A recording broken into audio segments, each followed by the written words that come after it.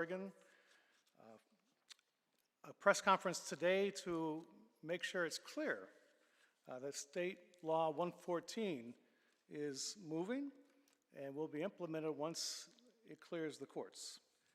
After all the confusion with the state legislature for the last 6 weeks, a lot of people weren't sure what things were going forward and which weren't.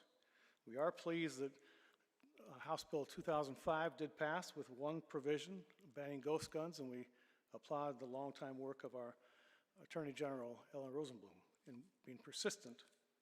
We believe had 114 not passed, that probably wouldn't have passed either. But the people a year ago rose up. If you recall, a year ago right now, we're on our way to 162,000 signatures, which was 50,000 more than were needed to place this on the ballot.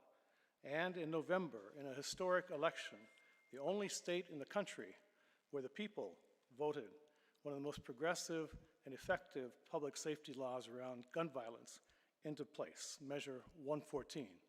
Not only a great day for Oregon, for our young people, our children, those in schools, our elders, but for the country, because it gave hope to a lot of other states where legislatures aren't getting things passed, that people can use our democratic system and make this work. I think of all the students, we had people from, as you recall, from 7 years old to 95 getting signatures. And it was a great moment in this state. So today, we want to lift up where we are. You'll hear from our legislative team, from other leaders who are part of the LEVO team, but also head up other organizations. Many came together around this.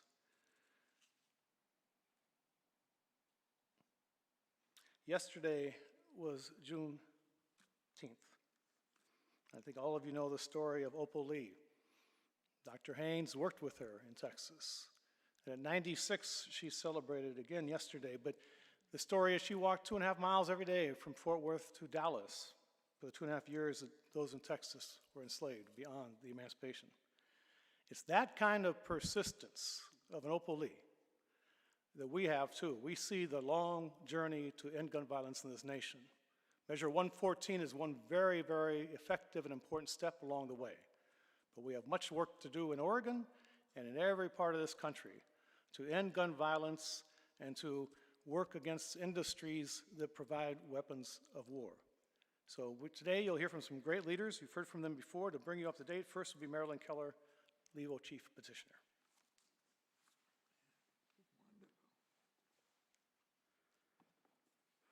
Thank you.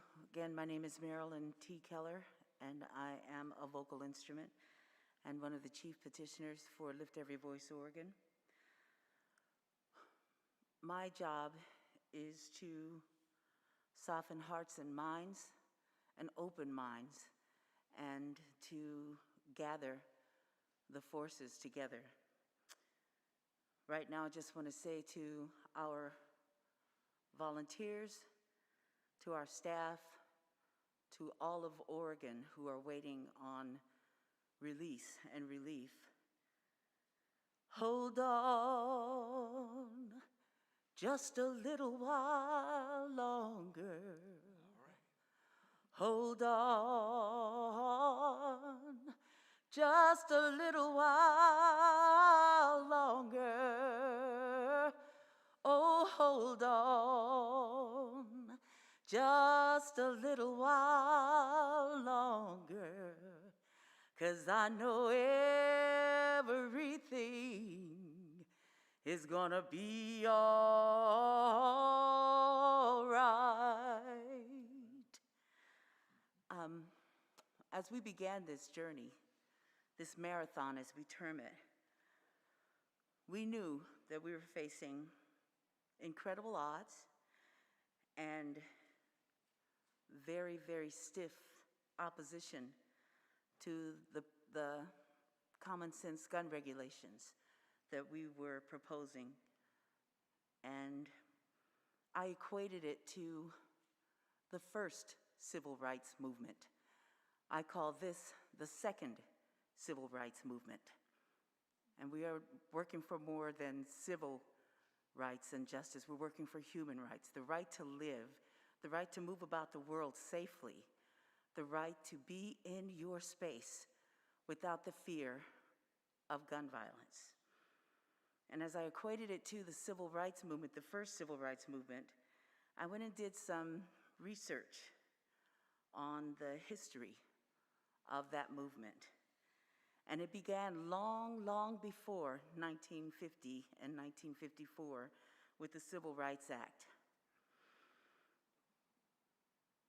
The people who were working for that, our ancestors, the pioneers, they knew that they were going to be facing a long, dark night, but joy was coming in the morning.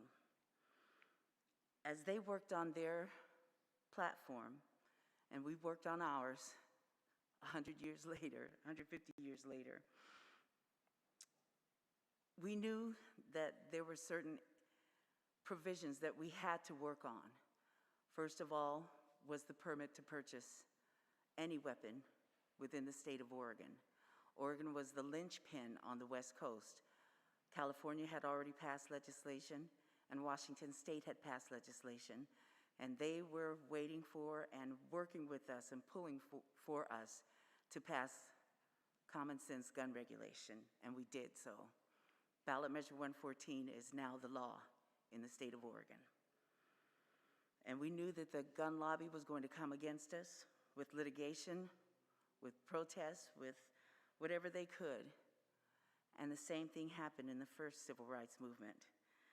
I would like to outline 8 provisions of that first movement, and as they happened in order. First was Brown versus Board of Education. In 1954, the Supreme Court decision in Brown versus Board of Education declared that segregating children in public schools was unconstitutional.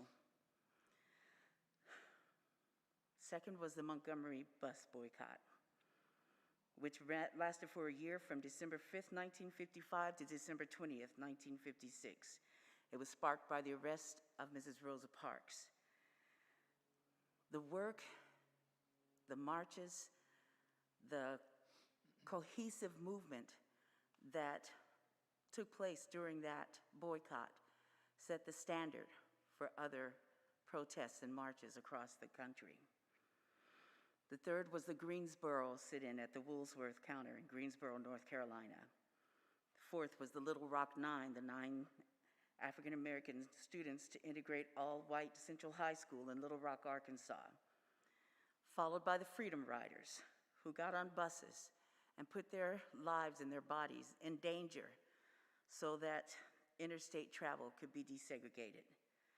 Number 6 was the March on Washington, the one that actually took place, where Dr. King gave his I Have a Dream speech.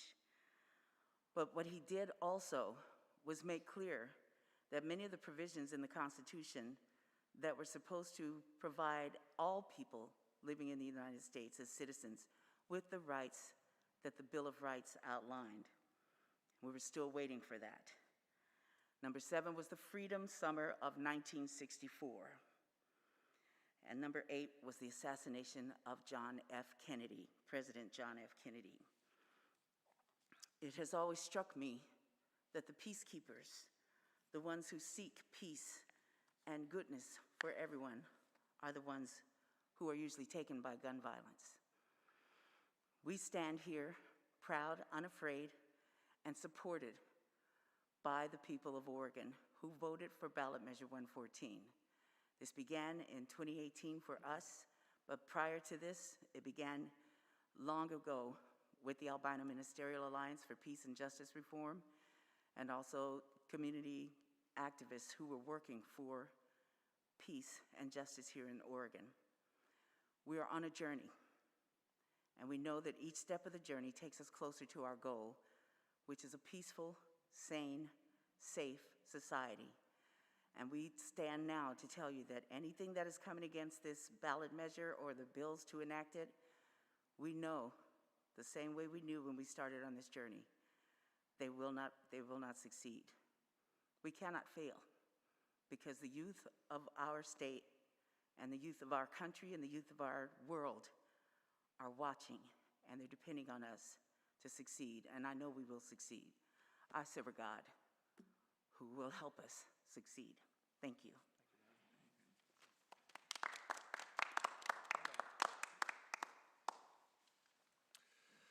Hello, I'm Rabbi Michael Kahana, Senior Rabbi of Congregation Beth Israel in Portland and one of the chief petitioners for Measure 114. Our message today is very simple. There are no setbacks. Measure 114 is the law of the state of Oregon. When it clears the expected court challenges, it will do what it was intended to do from the very beginning, and that is to save lives of Oregonians. That's what this is all about. People ask us about how we came together, how did this all come about?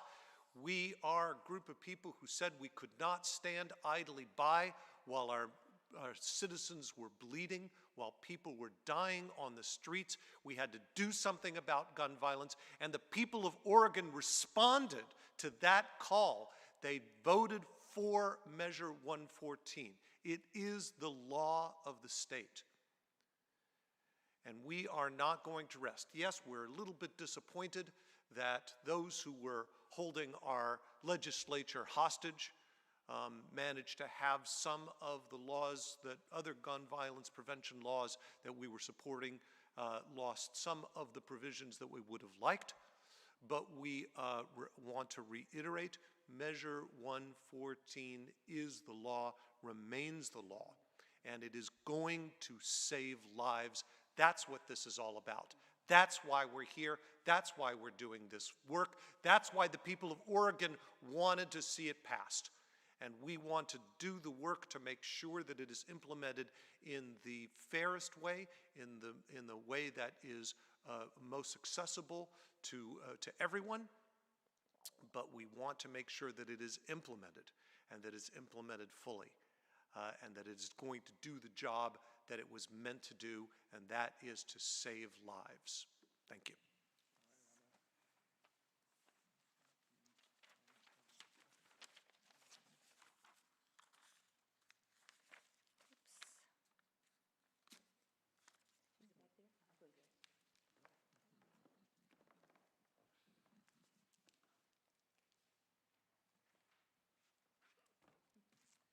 Sorry.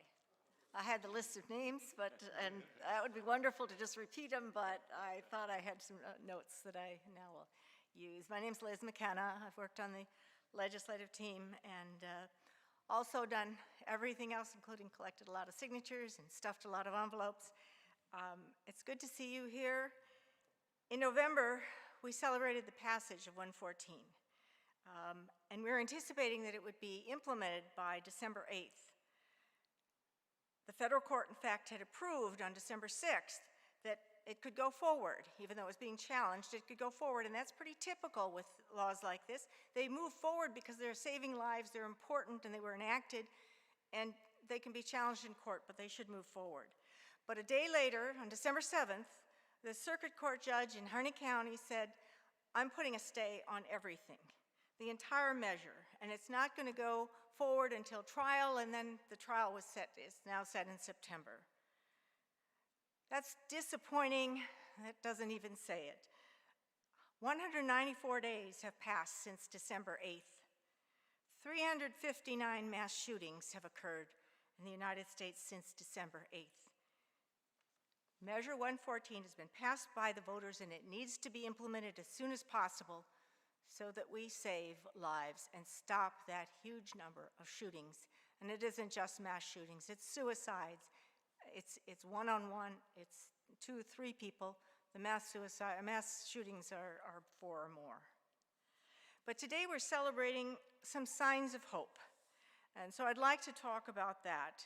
There is preparation that's going forward to implement 114, even now, even though there's this stay. And the state police probably put it best. They said, we do not have discretion as to whether to implement 114. It is the law. And they have that on their website, and we applaud them for it. They've prepared an application. They've adopted temporary and now permanent rules as of, I think, the end of May.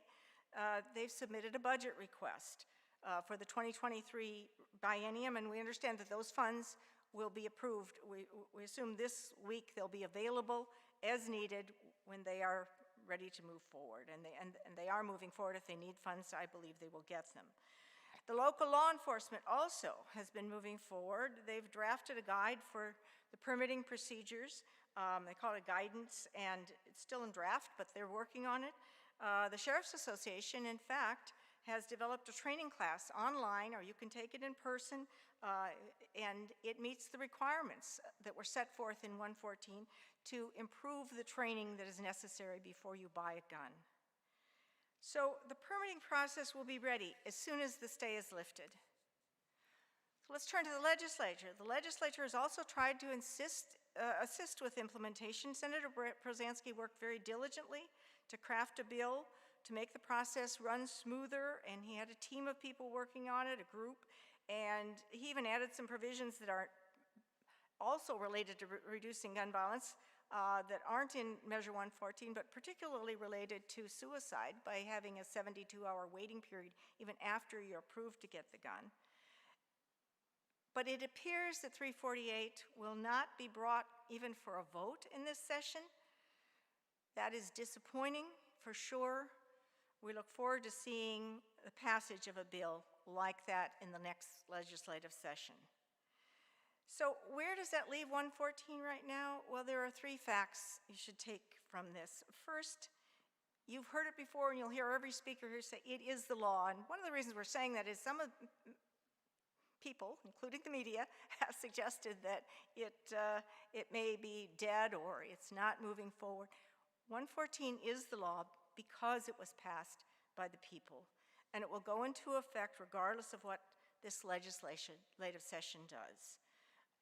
114, the second one is 114 will be fully implemented, and you'll hear this again as soon as the stay is lifted in the courts, and we expect that will happen. If you were at the federal trial that lasted a week, you would have heard the attorney generals for the state and the Oregon Alliance had some wonderful attorneys present also. They defended 114. They produced 12 expert witnesses and a fact witness. They explained why the restrictions, the relatively minor restrictions that Oregon has passed and said should apply to basically gun safety, to large capacity magazines and also to purchasing a gun. They explained why those are constitutional. They are permissible under the Constitution. So we believe as soon as the courts lift the stay, and they will lift the stay, it'll be law. And third, most important, we have to remember that the life-saving changes that were brought by Measure 114 would probably not be law today if they had not been passed by a ballot measure. The power of the people to change law is an extremely valuable right. We celebrate that process, and we look forward to the day when the legislative process also really works to reflect the will of the people. And I think in order to do that, we are supporting a change in the Constitution that would require just a majority, just 51%, instead of a supermajority of 66%, in order to bring a bill to the floor to vote.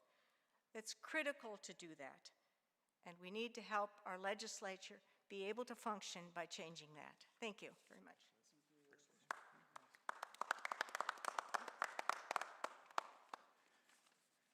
I am Dr. Leroy Haynes, president of the Abana Ministerial Alliance here in the city of Portland. We will win this victory. Why will we win this victory? We will win this victory because the people, the majority of people that voted in Oregon, voted in support of Measure 114. We will win this victory because it is the moral right thing to do. It has moral righteousness in Measure 114. We will win this victory because it is the humanitarian right of the cries of the many that died on the streets of Oregon and the streets of Portland and throughout this nation.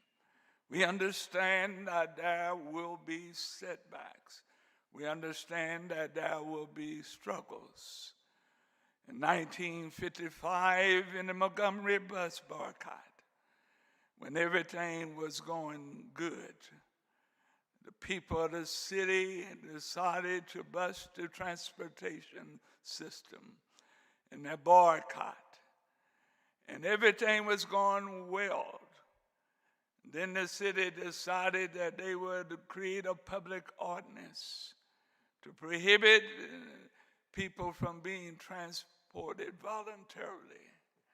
When everything seemed to be lost, the people of Montgomery got together in prayer meeting in church and began to pray. Dr. King said that in that night it seemed like everything was depressed, and that the victory was snatched away from out of our hands. But suddenly a decision by the federal court came down and said the Interstate Transportation Commerce ruling has been upheld, that the Montgomery bus system need to, in turn, integrate its system. And so what I'm saying here, that not only are we will win this victory because of the vote, we will win this victory because there's an arch in the universe that bends towards justice and righteousness and morality. Thank you very much.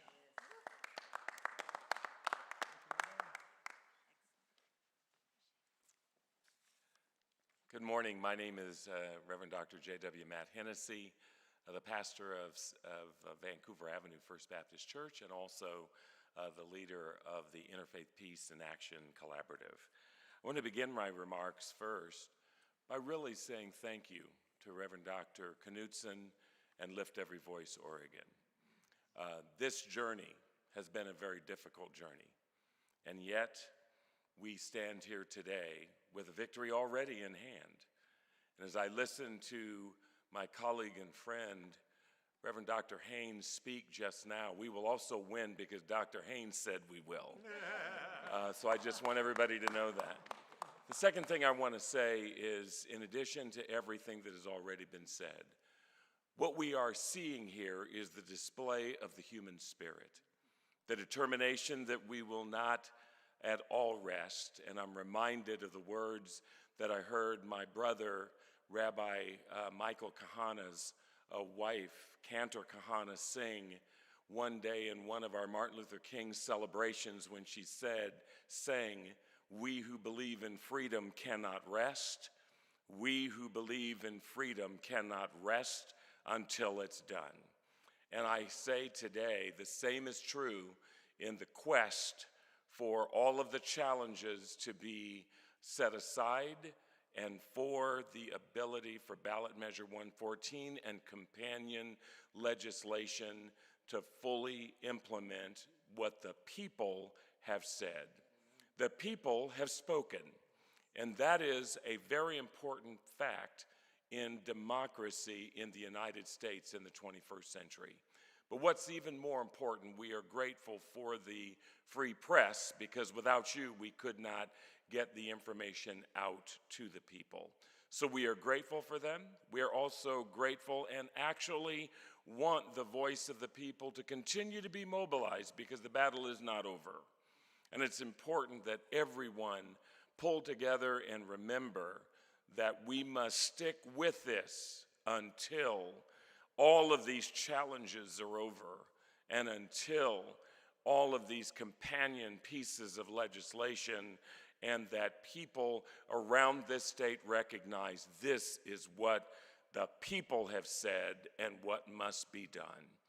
I also want to say that as the convener of the Interfaith Peace in Action Collaborative, we are going to reach our hand out to Lift Every Voice Oregon to join us as we talk with the people in the state of Washington who have shown us that there is a boldness to doing what needs to be done when a legislature and a governor ban assault weapons.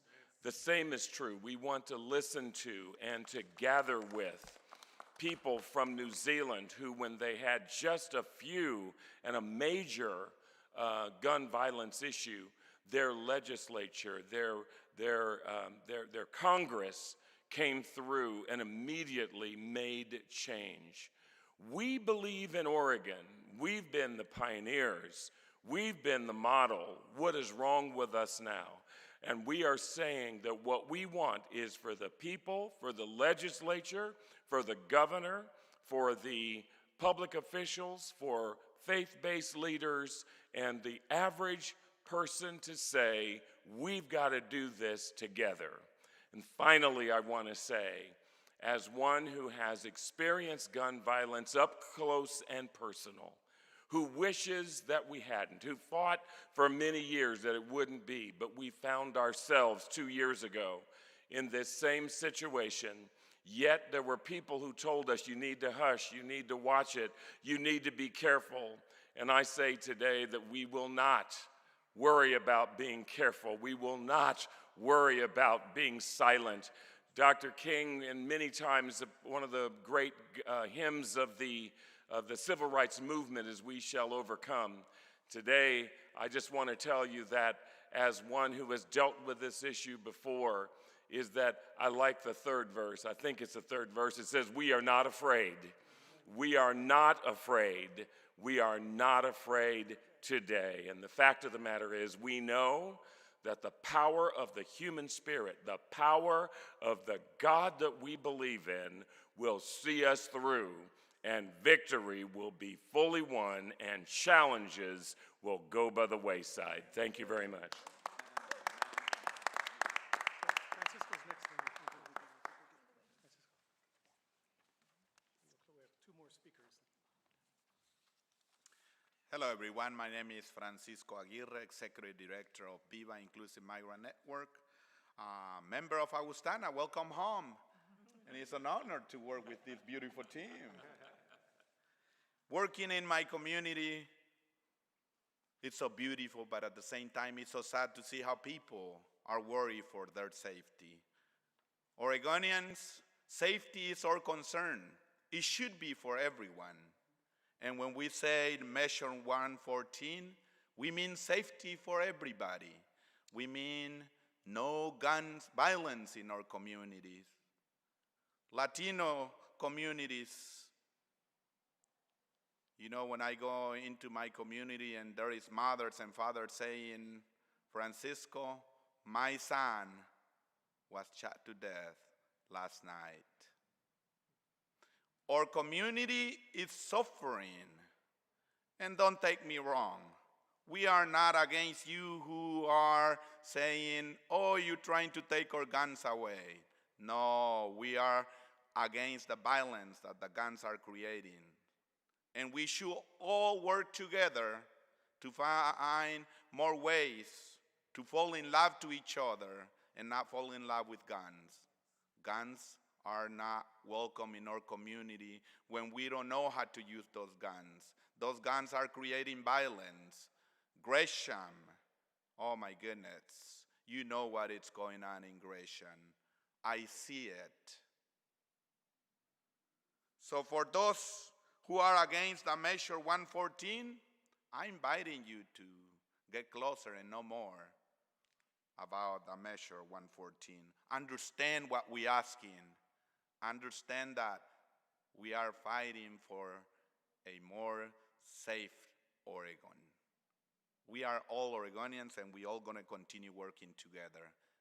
And para esos hablantes de español, hoy nosotros como comunidad latina, como comunidad migrante, estamos luchando por un Oregon más seguro, donde todos, todas y todos podamos trabajar juntos por la unidad de nuestro pueblo, donde las armas no son bienvenidas en nuestra comunidad. Hay padres, madres, allí llorando a sus hijos que están siendo asesinados por la violencia de las armas. Thank you. Muchas gracias.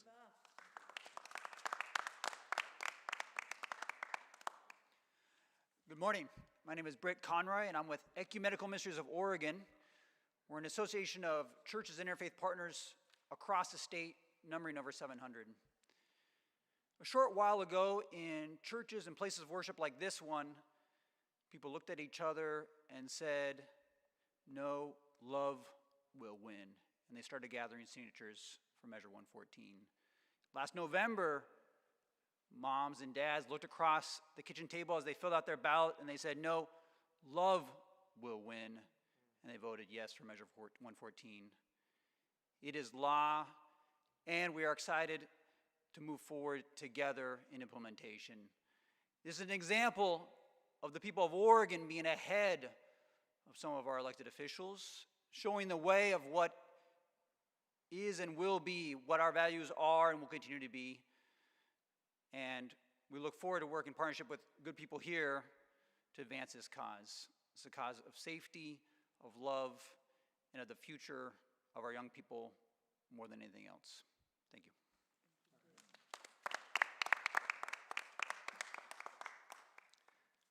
Well, those are the comments, and we'll take any questions this time. We do want to say, and I heard it earlier from my colleagues, we usually begin with this, is that we honor and thank the members of the press. Because without you, stories would not get told in a much broader sense. And we have other members of the press around the country who are listening in to the live stream as well, who could not be here physically, but we do want to thank you and we honor your work because you are vital in a democracy. Again, the clarity of this press conference is Measure 114 is state law, passed by the voters of Oregon. And once the stay is lifted, we know many mechanisms are now in place for it to be fully implemented. This is a major step for this state. It's a major step for this nation. And we will continue to work to accomplish the goals that we've heard articulated, to end the violence, to no longer have assault weapons in this nation. We call on Congress as well and our own legislature to work with us to make this happen.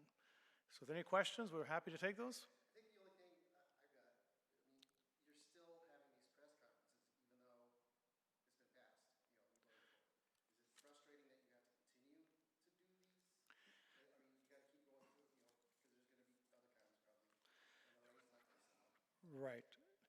Today's primarily because of the 6 weeks of the legislature, and a lot of people were confused on what's happened when Senate Bill 348 was taken off the table, which was directly tied to 114. Some assumed that 114 was no longer going forward. So we want to be very clear. It is the law of Oregon. And the state police, the legislature are working on funding. Liz McKenna explained that. So that's why we had to have a press conference today. We've been working quietly behind the scenes for the last several months at the legislature and other places. Go ahead, Doctor. In addition to that, it is critically important to keep the people of Oregon mobilized for the implementation process. Having press conference, give them the necessary information and inspiration to keep moving forward for the implementation. Thank you very much. Thank you, Dr. Haynes. And with that note, the reality is there's much, much more work to be done. The gun industry in this nation even the language has changed. At large capacity now is standard capacity. No, that's not. Never has been. So that's why it's important at the press conferences. We haven't had one for a couple months now because we've been to the legislature and other places, but because there's so much misinformation about what's taking place in Oregon, we want to make sure people is clear 114 is law and more to come. And we need to be inspired and ready. And with this group and others, we'll have that. And one more, it's kind of a request, because you speak Spanish. We have Univision in our building. If you could talk about Gresham and that community, let's say that in Spanish for me. Great. Univision would love that. Una de las situaciones de la violencia de las armas que tenemos en Gresham es que muchas familias están siendo afectadas por las armas. Muchas madres están perdiendo a sus hijos y nos damos cuenta como ellas nos comentan que por las noches las armas vuelan por nuestras comunidades, donde las balas perdidas llegan hasta sus casas, a sus hijos, donde estar esperando el autobús ya no es seguro, pues Ahí también está muriendo nuestra comunidad. Ahí también están siendo asesinadas mientras salen ya tarde de sus trabajos. Los jóvenes están sufriendo esa violencia de armas que sin deber nada están recibiendo balas en vez de estar compartiendo el amor que Dios nos manda a todos a hacer. Eso es lo que nosotros estamos preocupados en Gresham. La violencia de armas no puede continuar. Y esto es un llamado también para las autoridades que trabajen más en conjunto con nuestra comunidad para parar la violencia de armas. Y la medida 114 es una de las tantas soluciones que nosotros vamos a seguir trabajando. Sean, thank you for your work. Yes, please. Another reason, thank you for being here, is that these press conferences give our organizations, our coalition, a chance to correct the narrative that is out there in the media, in the community, and in the opposition forces. We always hear that it squeaked by, that ballot measure 114 narrowly passed. However it passed, and it is now the law. We also hear that it's one of the strictest gun control regulations in the nation. What it did was it brought 4 provisions together in one ballot measure. The permit to purchase, the ammunition limitation in the magazines of 10 rounds each, the training and licensing requiring a complete background check before the weapon exchanges hands, and also closing the loophole that allows those who have nefarious intentions for that weapon to get it before completing the background check. All of 4 of those provisions were in ballot measure 114, and I think that is what shook the gun lobby so much, because we got it all done in one fell swoop. That concludes. Thank you. Thank you, Sean. Appreciate it. Thank you, Dr. Haynes. Good to see you. Thank you. Dr. Haynes said so. I think that'll be our line, because Dr. has said so. I like it. I know, you said it. Hey, thank you.